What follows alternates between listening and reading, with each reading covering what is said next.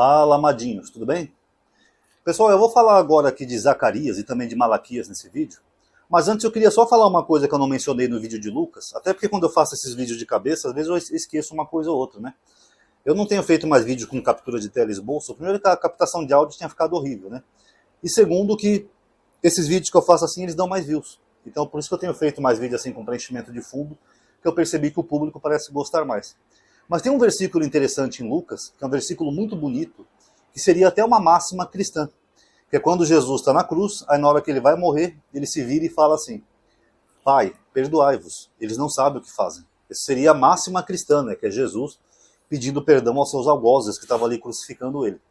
Só que esse versículo não é original, pessoal. Esse versículo foi os pais da igreja que colocaram. Porque eles ficaram constrangidos que Jesus morreu meio que abandonado pelo Pai. Sabe?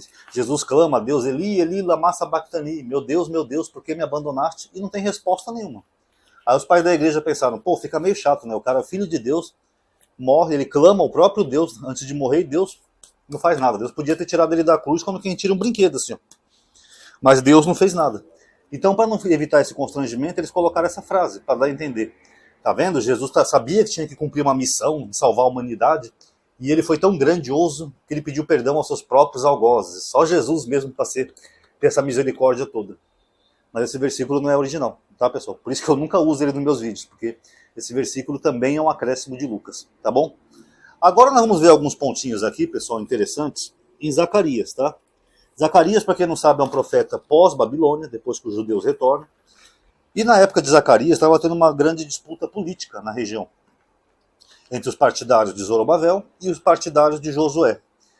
Essa disputa que estava havendo ali na região alterou um pouco aqui o livro do profeta. Algumas pessoas foram lá, colocaram uma coisinha ou outra no livro.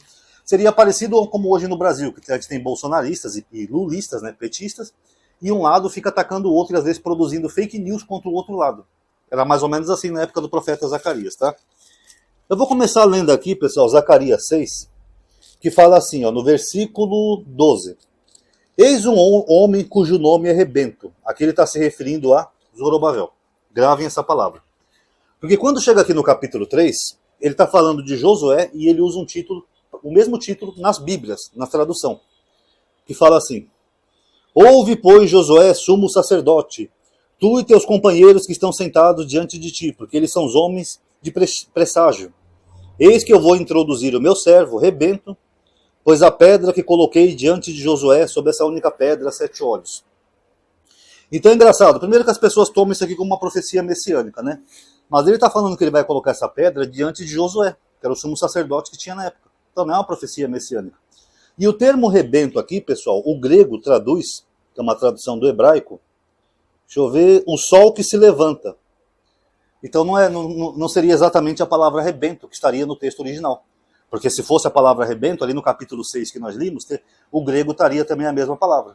Mas não, ali o grego traz rebento e aqui é o sol que levanta. Então aqui nesse capítulozinho aqui 3, ele está falando de uma pessoa que deveria ter esse título na época. Uma pessoa que ia subir como o sol que se levanta. Então aqui não é exatamente rebento e não é uma profecia messiânica. Deus está falando que vai colocar diante de Josué uma pedra que tem 7 olhos. Tá? Já que nesse capítulo 6 que a gente acabou de ler, pessoal, olha que curioso. Ó. Vou ler a partir do versículo 11. Tomarás prata e o ouro e farás uma coroa. Tá? E a colocarás na cabeça de Josué, filho de Josedeque, o sumo sacerdote.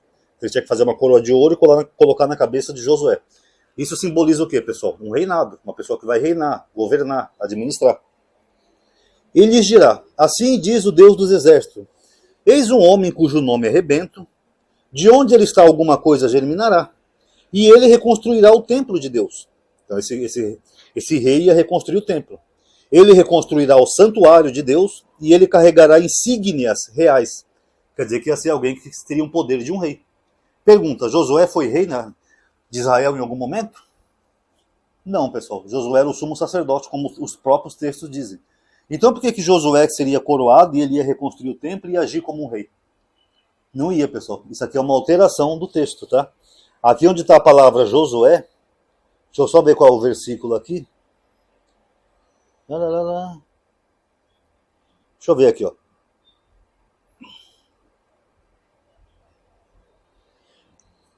Bom, o texto devia ter aqui, originalmente, o nome de Zorobabel, substituído mais tarde pelo nome de Josué, mais tarde, pelo nome do sumo sacerdote Josué, por causa da promoção do sacerdócio em Jerusalém. Então aqui, originalmente, pessoal, o nome que aparece aqui no capítulo 6 era para ser Zorobabel, não era para ser Josué. Então algum copista, mais tarde, foi lá, apagou o nome de Zorobabel e colocou o nome de Josué para validar ele como se ele fosse alguém abençoado por Deus. Olha lá, pessoal, o profeta falou, Josué foi abençoado pelo próprio Deus. Olha lá, estão vendo? O profeta falou, mas é mentira. Alguém adulterou aqui o texto propositalmente para colocar como se fosse o sumo sacerdote Josué. Mas quem reconstruiu o templo? Foi Zorobabel. Foi ele que conseguiu permissão de Ciro, rei da Pérsia, para reconstruir o templo. Está em Esdras, Neemias, nesses livros aí vocês vão ver essa história. Quem foi que governou Judá? Foi Zorobabel. Esse sumo sacerdote nunca foi governador nem rei de Israel. Já Zorobabel, pelo menos ele teve um tipo de governança, né? Ele foi o governador. Então esse textinho aqui, ó, ele foi alterado por copista. É por isso que é sempre bom a gente ver aparatos críticos, essas coisas, estudar, porque tem textos que são meramente adulterações e as pessoas não sabem, tá? Agora eu vou ler um trechinho aqui de Malaquias, só ver se acabou aqui Zacarias, acho que já. Malaquias, trazer os dízimos à casa do Senhor, irmão. Porque Malaquias, pessoal, deixa eu ver. Como Malaquias é um livro muito pequeno, ele só tem 3 capítulos, nas Bíblias de vocês deve ter 4, não vale a pena fazer um vídeo só dele. Então eu vou juntar aqui com Zacarias, perdão, porque ambos são pós-exílio, tá? A Bíblia de Jerusalém, elas usam uma divisão de capítulo diferente. Então aqui o que eu vou ler para vocês é capítulo 3. Mas na Bíblia de vocês, geralmente a Ferreira de Almeida, é capítulo 4, tá? Mas aqui nessa Bíblia é o capítulo 3, eu vou ler o versículo 23 e o versículo 24. Mas pelo versículo vocês vão saber qual versículo que é na Bíblia de vocês. Ó. Eis que vos enviarei Elias, o profeta, antes que chegue o dia do Senhor, grande e terrível. Ele fará voltar o coração dos pais para os filhos e o coração dos filhos para os pais, para que eu não venha ferir a terra com anátema. Então aqui as pessoas tomam isso daqui como se fosse uma profecia para João Batista. Ele vai enviar o profeta, o Elias, que já morreu lá no passado. Será que é, pessoal? Olha aqui, a introdução a Malaquias, da Bíblia de Jerusalém. O profeta anuncia o dia do Senhor, que purificará os membros do sacerdócio, devorará os maus e assegurará o triunfo dos justos.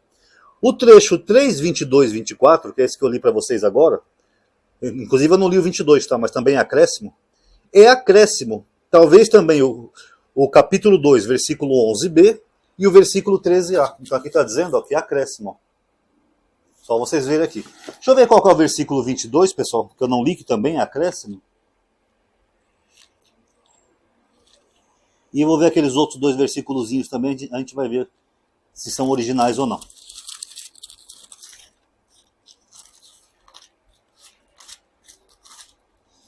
O versículo 22 aqui diz isso. Ó. Lembrai-vos da lei de Moisés, meu servo, a quem eu prescrevi no Horebe para todo Israel, estatutos e normas. Aqui eu já entendi o que aconteceu, pessoal.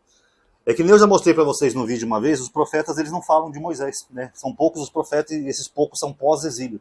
E mesmo esse aqui que é um profeta pós-exílio, isso aqui é um acréscimo. Aí fica aquela coisa, né? Por que nenhum profeta chamava a lei de Moisés, né? Isso aqui então é um acréscimo. E o capítulo 2, 11, a segunda metade, eu vou ler aqui o versículo inteiro, a gente vai ver o que é acréscimo ou não. Judá agiu perfidamente. Uma abominação foi penetrada em Israel e em Jerusalém. Essa é a parte A do versículo que é original.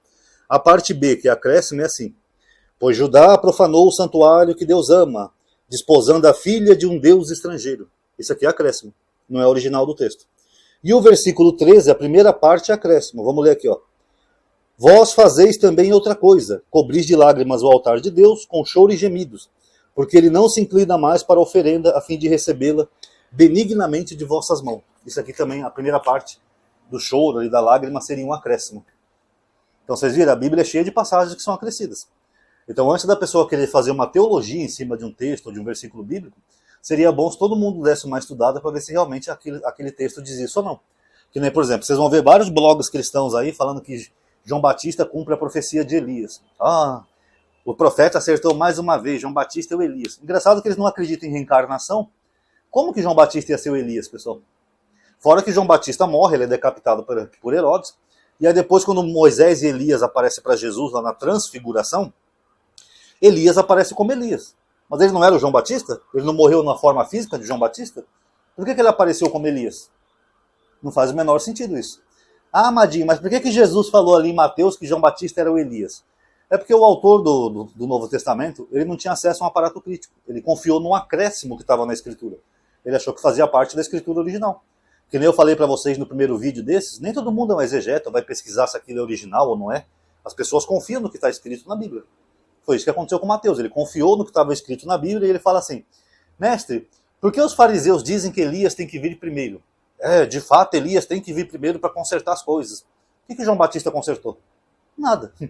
E outros, os judeus atualmente, os que esperam o Messias, eles esperam um Messias, não um João Batista. Então só aí a gente vê que essa passagemzinha aí foi só uma adição posterior. Tá bom? Gostaram do vídeo? Estão gostando desse tema? Já conhece o engajamento, né, pessoal? Deem like, ativa o sininho, compartilha nos grupos que vocês conhecem, considere entrar nas listas de aviso, WhatsApp, Telegram, não é grupo, tá bom? E comente aí também o que vocês acharam, tá? Que é muito importante. Obrigado a todos aí que assistiram, espero que vocês estejam aprendendo bastante com esse canal. Paz a todos.